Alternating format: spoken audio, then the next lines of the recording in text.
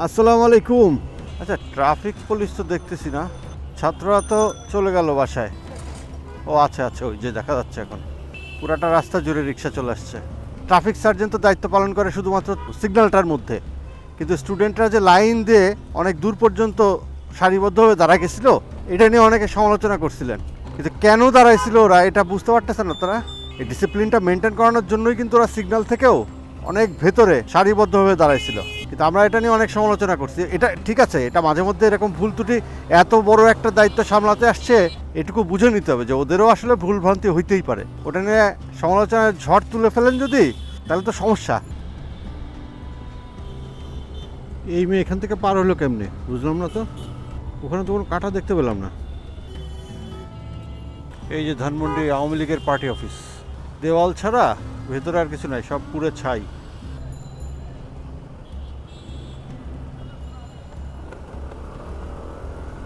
Scooter চালাচ্ছে without helmet, ব্যাপারটা কেমন হইল?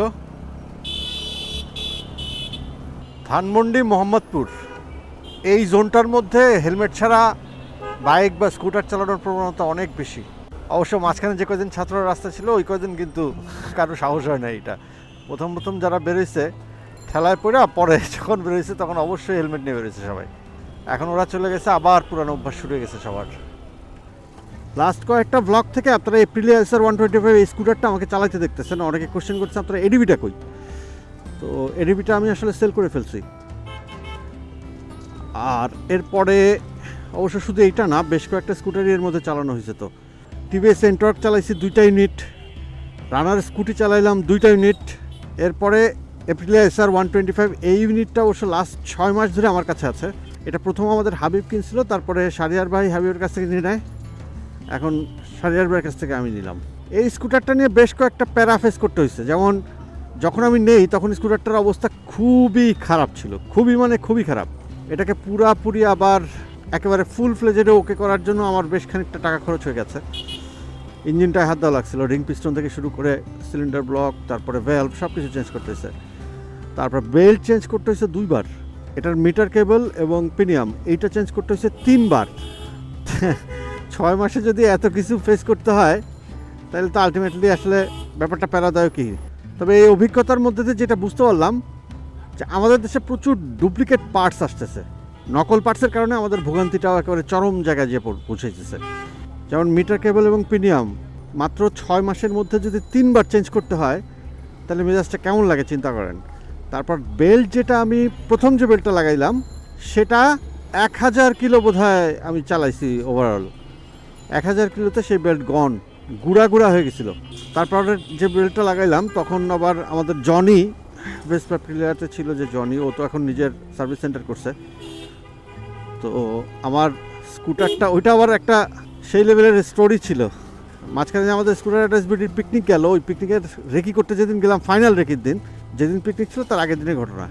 একেবারে এক্সপ্রেসওয়ের মাঝখানে, বুঝছেন, ওই যে এক্সপ্রেসওয়ে টোল প্লাজাটা পার করার পরে বোধহয় 4 বা 5 কিলোমিটার পরে গিয়ে আর কি, যেখানে আপনার ওই সম্ভবত নিমতলা রেল স্টেশন, যে ওই যে নতুন একটা স্টেশন হয়েছে, ওই জায়গাটার আগ দিয়ে আর কি অ্যাক্সেলেটার দিলে ভোঁ করতেছে, কিন্তু স্কুটার আর সামনে আগায় না। তার সাথে সাথে বুঝতে পারলাম বেল্ট ছিঁড়ে গেছে। পরে সাইড করে একেবারেই অস্থির লাগতেছিল কী করব।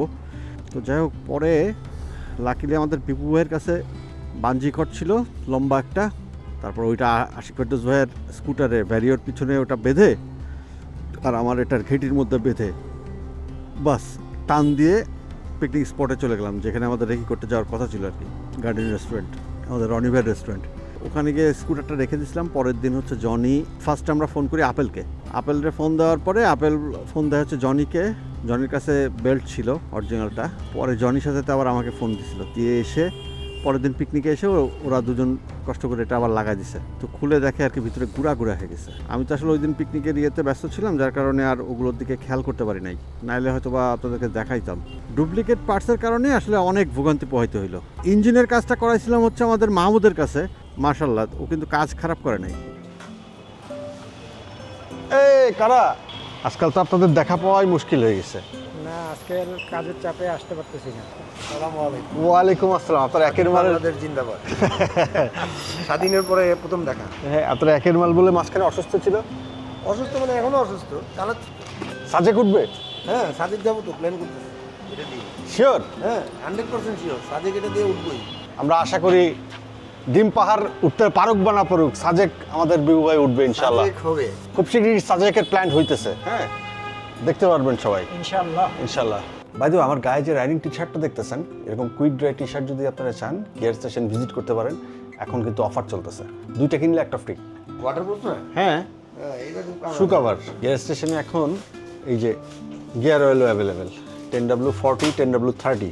মাকফের ফোমগুলো কিন্তু টপ ব্র্যান্ড হিসেবে সবাই জানেন। এটার প্রোডাক্ট কোয়ালিটিটা অনেক ভালো। চেইন লুপ এবং হেলমেট ফোম দুইটাই মাকফের আছে আমাদের কাছে অ্যাভেলেবেল। রাইডিং গ্লাভস আছে বিভিন্ন রকমের, লেদার, ম্যাশ, সব রকমেরই, অল সিজন সব কিছুই পাবেন এখানে। মোটলফের রাইডিং জ্যাকেট, ড্রাই ব্যাগ, তারপরে বিভিন্ন রকম সেফটি গার্ডস, মোটলফের সেফটি গার্ডস আছে, প্রো বাইকারের আছে, বিভিন্ন রকম, ওয়ান সেকেন্ডের আছে, কিডস হেলমেট, মোটলফের ninja mask, head cap, helmet light, blind spot mirror, U lock, hand grips, microfiber towels, additives, engine oils, mobile mount, camera mount, সব কিছুই অ্যাভেলেবেল আছে। অনেকদিন পর ভাই ব্রাদারগুলোর সঙ্গে দেখা হলো, এখন একটু খাওয়া দাওয়া করতে হবে না? চারদিকে তো মিছিল মিটিং শুরু হয়ে গেছে ভালোই।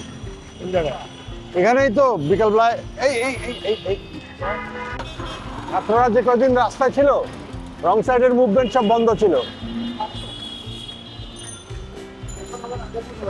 হ্যাঁ,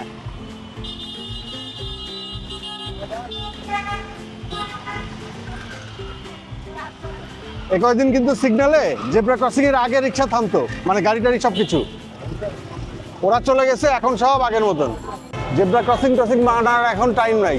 খাওয়ার কথা ছিল মোমো, কিন্তু আমরা খাচ্ছি হচ্ছে নান, গার্লিক নান এবং চিকেন বটি।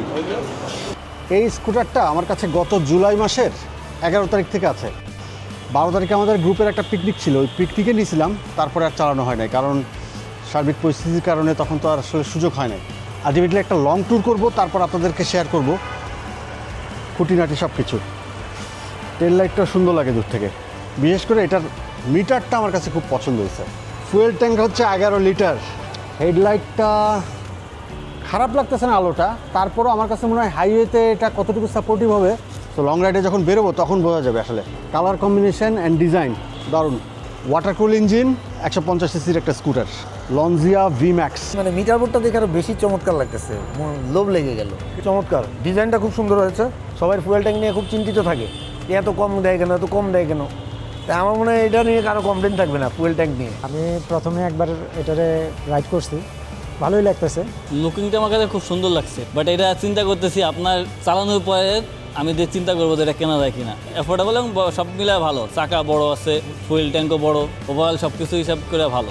একটা লং ট্যুর করলে পরে এটা বোঝা যাবে নারী নক্ষত্র কেমন আছে, এটা ডিউরেবিলিটি কেমন হতে পারে, প্লাস রাইডিং কমফোর্ট কতটুকু লং ট্যুরে। রিসেন্টলি বাংলাদেশে বেশ ভালো ভালো কিছু চাইনিজ স্কুটার ঢুকছে অলরেডি। লং ট্যুরটা করে আসি, তারপর আপনাদেরকে একটা পূর্ণাঙ্গ একটা আপডেট দিতে পারবো ইনশাল্লাহ।